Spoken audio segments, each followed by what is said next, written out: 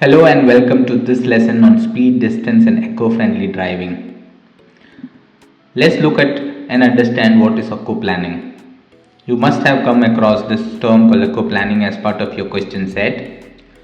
Eco-planning, also known as hydroplanning, occurs when tires lose contact with the road due to water, leading to loss of control. Hydroplanning can be caused by high speeds over 60 km per hour. It's caused by worn tires with insufficient tread depth and water accumulation in road ruts or dips. Let's look at some of the effects of eco-planning. Certain conditions can lead to reduced steering control, increased stopping distance, and higher accident risk, increasing the likelihood of collisions and accidents. In case of eco-planning, gently take your foot off the accelerator and keep the steering wheel straight to maintain control. These are some of the eco-planning response. When driving on icy roads, check for ice by carefully applying brakes at low speed.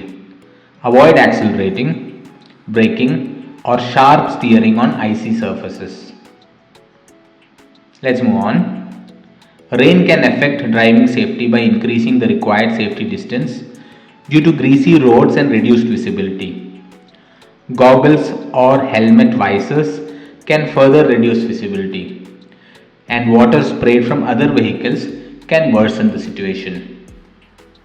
Keep a note of these effects due to rain. When driving in fog, adjust your speed based on visibility and use dipped headlights instead of parking lights.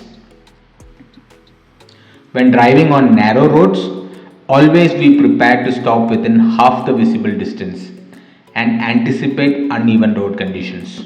Fast driving poses significant risks, especially at blind corners, road narrowings, and level crossings. Limited visibility at blind corners increases collision risks. Narrow roads heighten accident dangers, and level crossing can lead to severe accidents with trains. To maintain control while driving, be aware that sudden swerving can be caused by gusts of wind or tire blowouts. When driving in a stream of vehicles, it's easier to navigate by watching the queue through windows and maintaining a staggered position. Winter tires must adhere to permissible maximum speed. To maintain clear visibility, use windscreen wipers frequently in fog and slush. Adjust ventilation to prevent fogging. That's all with this video. I will see you in the next one.